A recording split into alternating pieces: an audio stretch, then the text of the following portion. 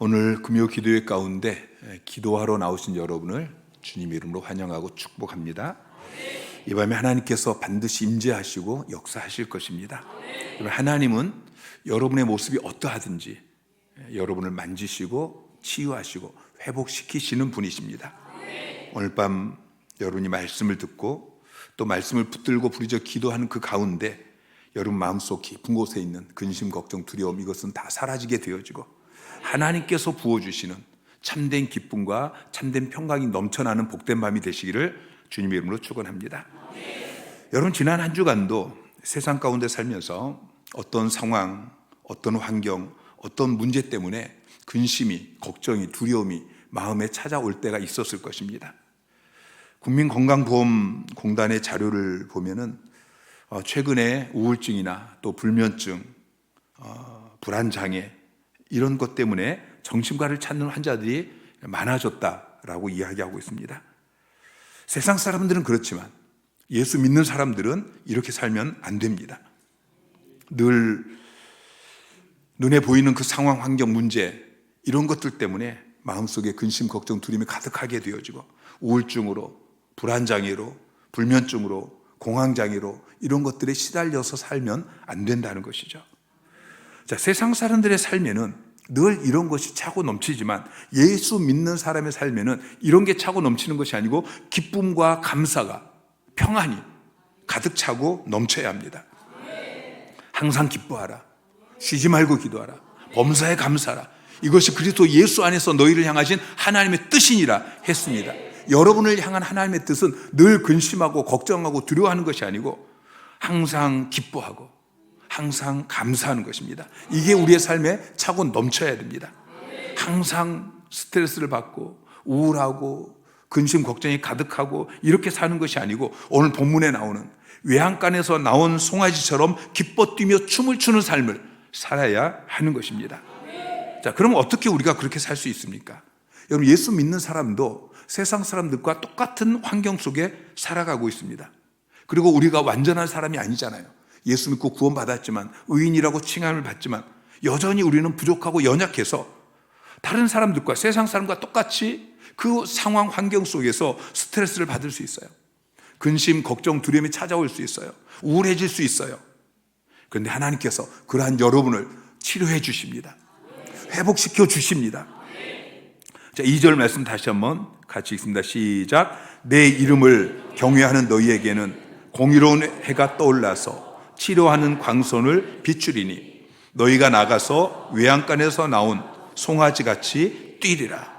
자, 여러분도 스트레스를 받을 수 있습니다. 여러분의 마음에 근심 걱정이 찾아올 수 있습니다. 때로 우울해질 수도 있습니다. 실패할 수 있습니다. 그런데 하나님은 여러분을 치료하십니다. 여러분이 그 모든 상황들을 딛고 일어나서 이제 외양간에서 풀려난 송아지처럼 그렇게 뛰게 하십니다. 여러분, 지금 힘들고 어렵습니까? 여러분, 기억하십시오. 하나님의 결론은 항상 해피엔딩입니다. 중간에는 사망의 음침한 골짜기를 지나가는 그런 과정이 있을 수 있습니다. 그러나 하나님의 결론은 언제나 해피엔딩입니다. 주님께서 여러분을 반드시 회복시켜 주실 것입니다. 재기하게 하실 것입니다. 승리하게 하실 것입니다. 더 좋은 곳으로 갚아 주실 것입니다. 여러분, 요셉을 보세요. 형들이 요셉을 시기하고 질투하고 그래서 구덩이에 던져버렸어요. 근데 거기서 다시 올라옵니다. 애굽의 노예로 팔려갔어요. 그런데 그 집에 제왕 업무를 맡는 그 위치까지 올라옵니다. 감옥에 갇혔어요. 그런데 다시 올라와서 애굽의 총리가 되어집니다. 누구 때문에요? 하나님 때문에. 요셉이 하나님을 경외하니까 하나님께서 언제나 요셉을 회복시켜 주십니다. 여러분, 욥을 보세요. 욥이 그 많던 재산 하루아침에 다 잃어버렸습니다. 10 자녀 한꺼번에 죽었습니다. 자기 몸은 머리부터 발끝까지 종기가 나서 질그릇으로 막 긁어야 되는 이 비참한 고통 가운데 있습니다. 더 이상 내려갈 수 없는 바닥을 쳤습니다. 여러분, 사람이 그 정도 되어지면 그냥 근심 걱정하는 그런 정도가 아니죠. 심각한 우울증에 빠지거나 아니면 삶을 비관하고 자살하게 될 것입니다. 그런데 욥이 그 상황에도 여전히 하나님을 경외해요. 그러니까 하나님께서 욥을 그 모든 상황에서 회복시켜 주십니다. 그 전보다 갑절이나 하나님께서 더 복을 부어 주십니다.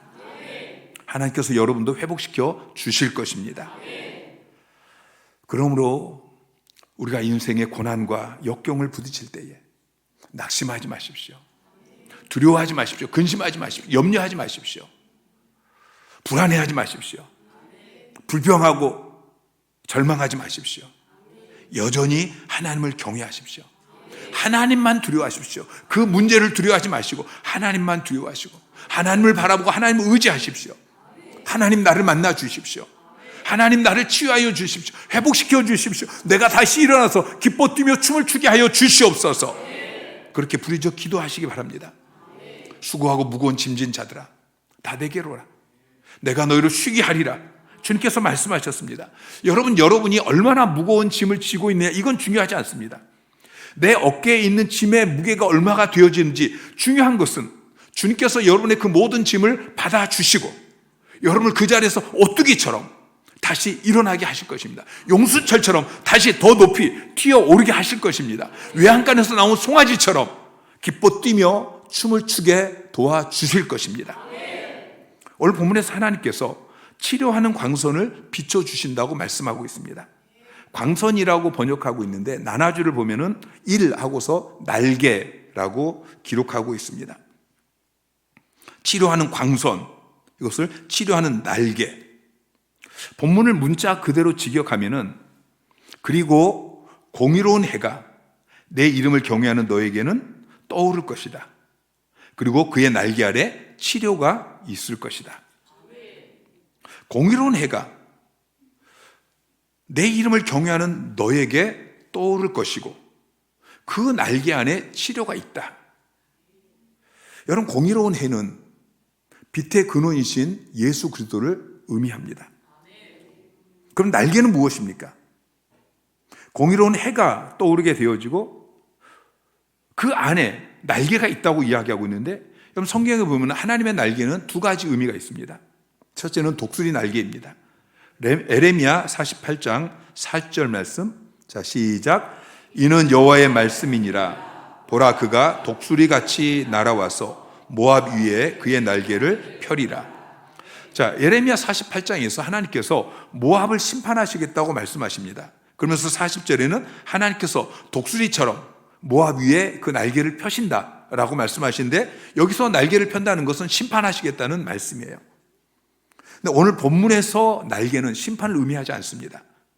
시편 91편에 보면은 하나님의 날개가 심판이 아니라 피난처, 보호처를 의미합니다. 시편 91편 4절부터 6절까지 시작. 그가 너를 그의 깃으로 덮으시리니 내가 그의 날개 아래 피하리로다.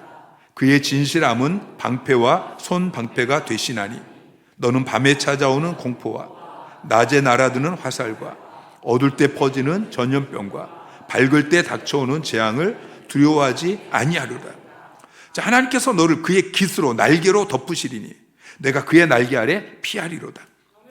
자, 하나님을 경외하는 자는 그가 어떤 환난 역경 가운데 있을 때에 암탉이 그 날개 아래 제 새끼를 모으고 그 날개로 덮은 같이 주님께서 그 날개로 그를 덮으시고 보호해 주시는 것입니다. 주님께서 환난당한 그 사람, 하나님을 경외하는 자가 환난을 당할 때에 그의 피난처가 되고 보호처가 되신다고 말씀하고 있습니다. 그리고 그 날개 아래 치료가 있어서 그들을 치료하실 것입니다. 출애굽기 15장 26절에 오면은 하나님께서 말씀하셔요. 나는 너희를 치료하는 여호와이다. 여호와 라파, 치료하시는 하나님. 시편 103편 3절 말씀 시작. 그가 내 모든 죄악을 사하시며 내 모든 병을 고치시며, 모든 병을 고치신다고 말씀하십니다. 시편 147편 3절에는 그들의 상처를 싸매신다라고 말씀하고 계시죠. 자, 하나님께서는 그 날개로, 하나님을 경외하는 자를 그 날개로 덮으시고 회복시키시고 치료해 주시는 분이십니다. 자, 하나님께서 어떤 사람을 그 날개로 덮으시고 회복시켜 주시고 또 치료해 주십니까? 내 이름을 경외하는 너희에게는. 그랬어요. 내 이름을 경외하는 너희. 여러분, 우리는 하나님을 경외해야 됩니다. 성경은 계속해서 우리가 하나님을 경외하라고 명령하고 있습니다.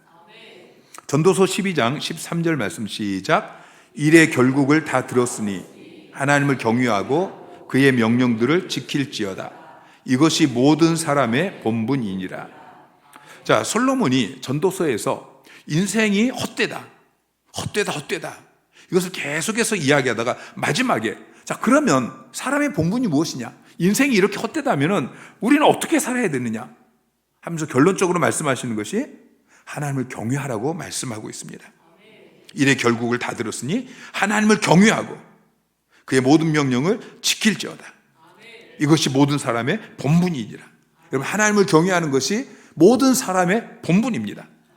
그래서 저는 교회 안에서 아이들을 머리에 손을 얹고 기도할 때마다 제일 먼저 하는 기도, 하나님, 이 아이가 하나님을 경외하는 아이가 되게 해주십시오. 평생 하나님을 경외하며 살게 하여 주십시오. 여러분, 하나님을 경외하시기 바랍니다. 하나님을 경외하는 사람은 1차적으로 마음에 하나님을 사랑하고 하나님을 존경하고 하나님을 두려워하는 마음을 갖습니다. 마음이 중요해요. 자, 구약 성경에는 하나님을 경외하라라는 말이 많이 나오지만 신약 성경에는 하나님을 사랑하라라는 말이 많이 나옵니다. 그런데 하나님을 사랑하되 마음을 다하고 목숨을 다하고 뜻을 다하여 하나님을 사랑하라고 말씀하고 있어요. 1차적으로 마음을 다해서 우리의 마음을 말씀하고 계셔요. 여러분의 마음은 어떻습니까? 여러분의 마음은 하나님을 향한 경외하는 마음이 있습니까? 하나님을 존경하고 그러면서 감당할 수 없는 그 두려움을 가지고 하나님을 바라보고 계십니까? 오늘도 하나님을 경외하는 그 마음으로 금요 기도회 가운데 여러분 나오셨습니까? 하나님을 경외하세요. 마음으로. 하나님을 경외하는 사람 2차적으로 행동을 합니다. 하나님 말씀에 순종합니다.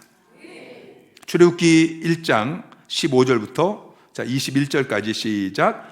애굽 왕이 히브리 산파 십부라라 하는 사람과 부하라 하는 사람에게 말하여 이르되 너희는 히브리 여인을 위하여 해산을 도울 때에 그 자리를 살펴서 아들이거든 그를 죽이고 딸이거든 살려두라.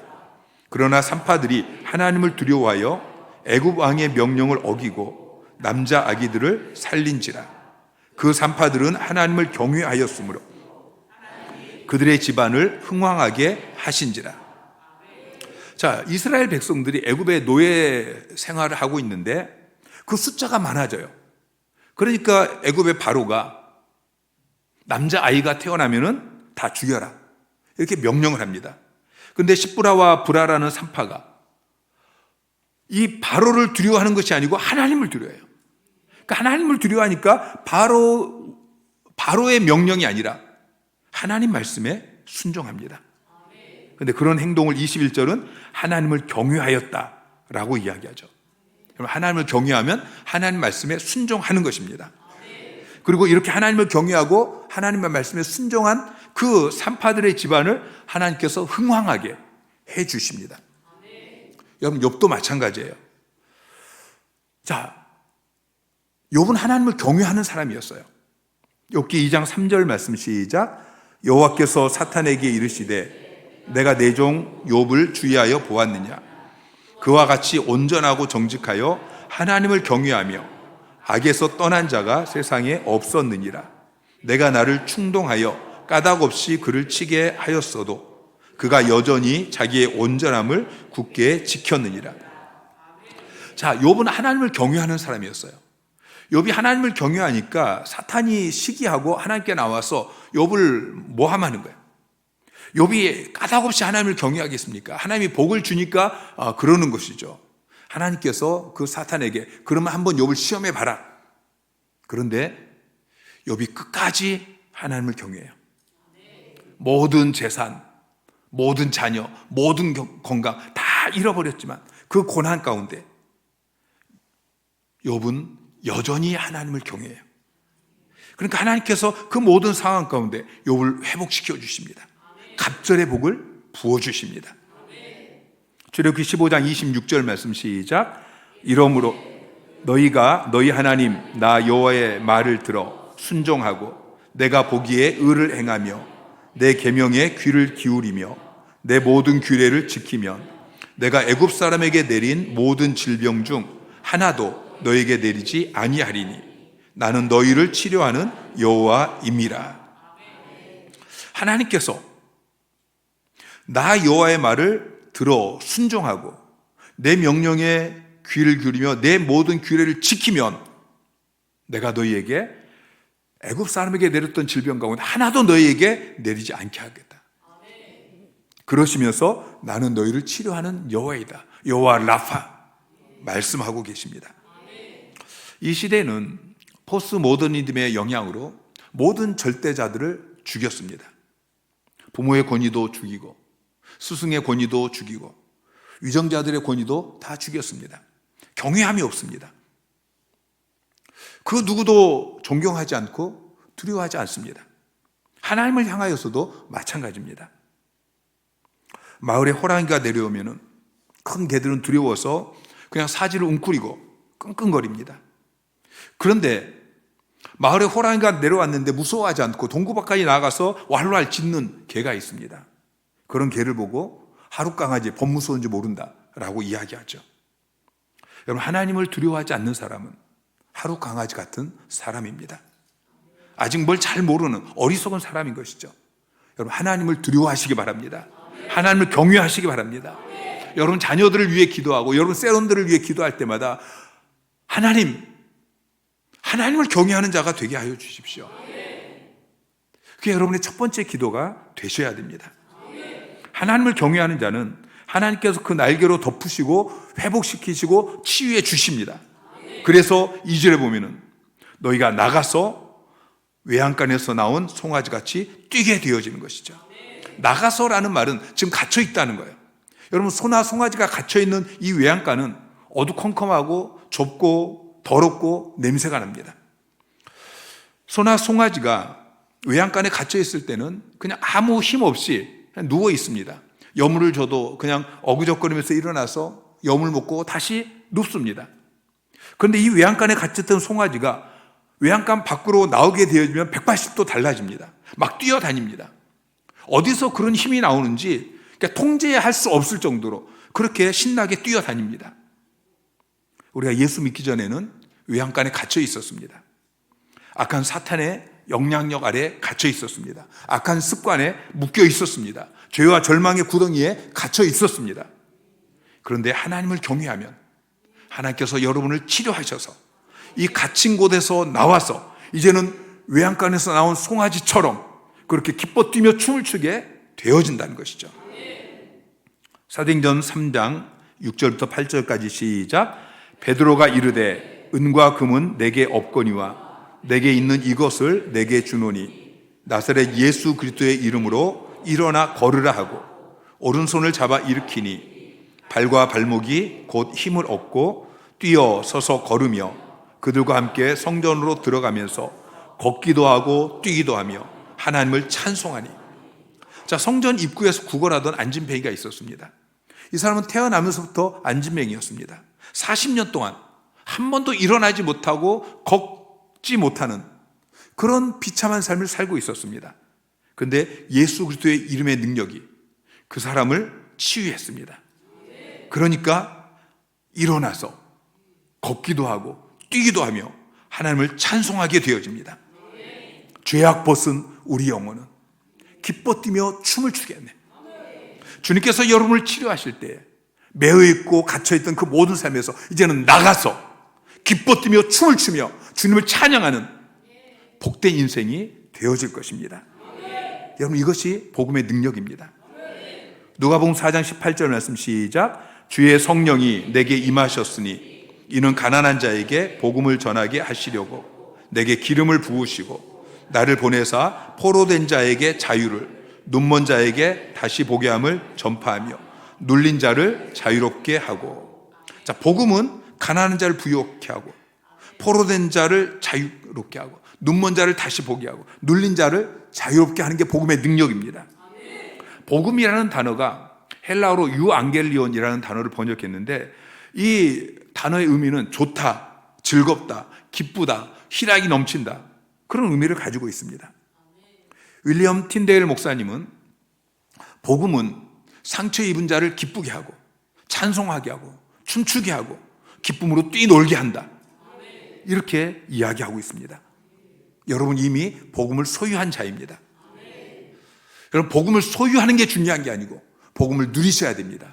여러분 복음을 누리고 계십니까? 이 복음의 능력으로 인해서 기뻐하고 찬양하고 춤추고 여러분의 인생이 그러하십니까?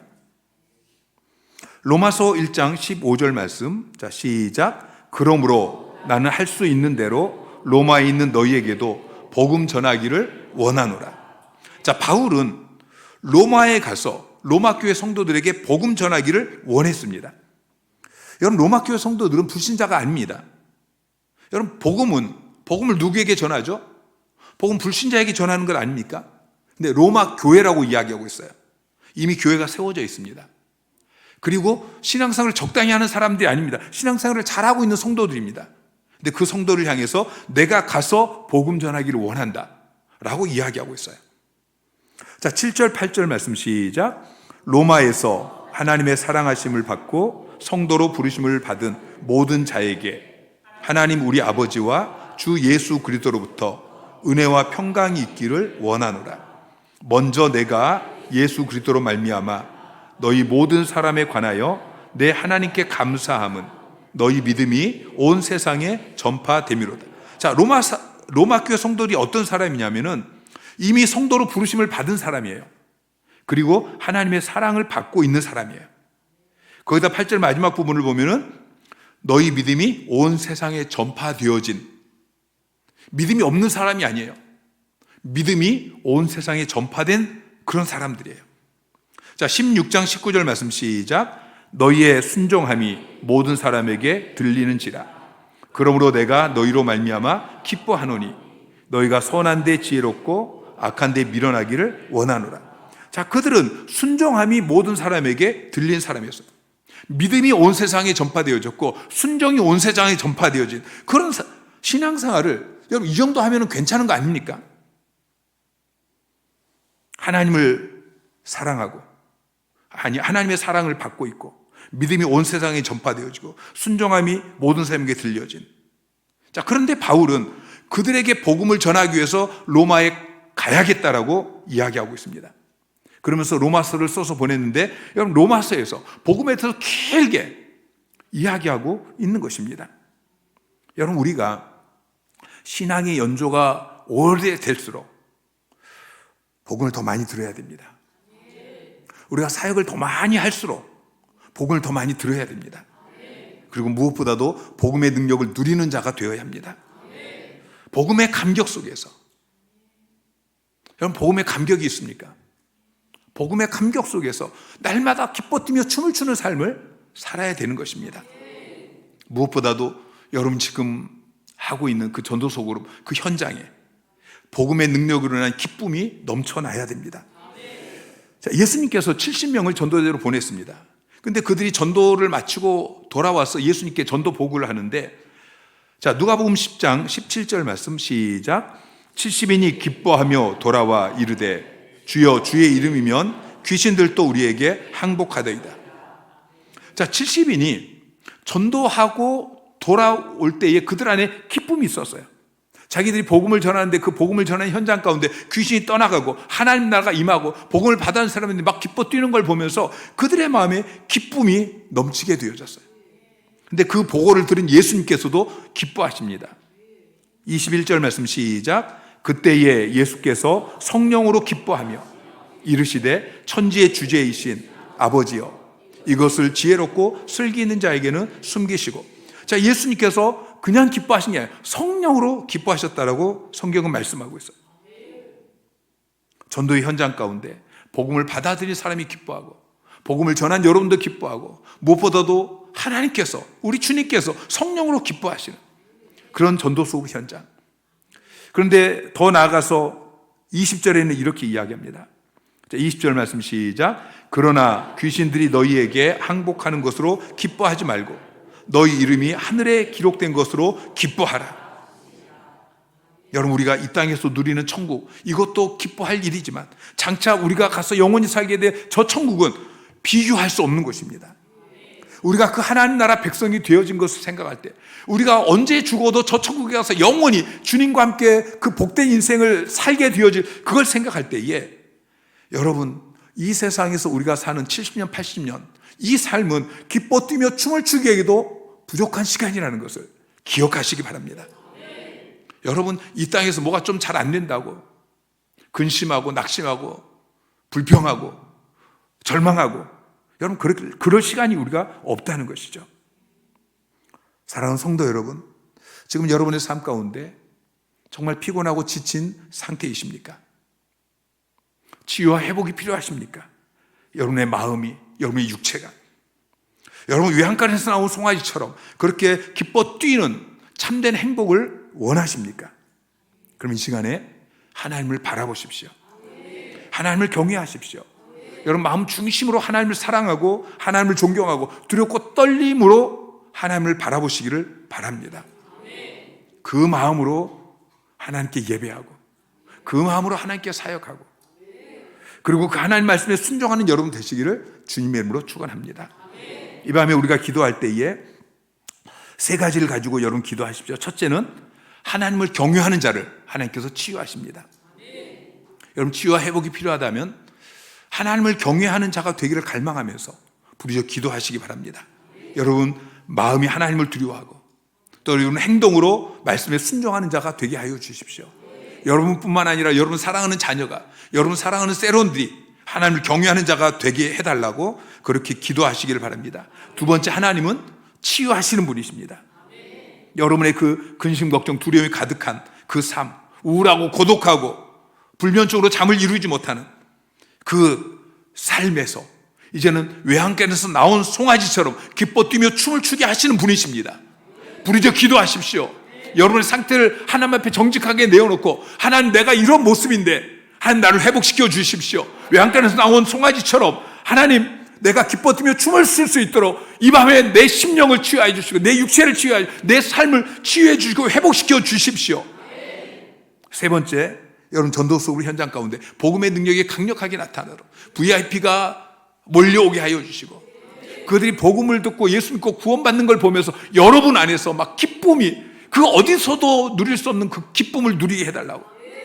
그리고 VIP가 기뻐하고 무엇보다도 하나님이 기뻐하시는 그런 전도 현장이 되기를 소망하면서 우리가 이 밤에 부르짖어 기도하기를 원합니다.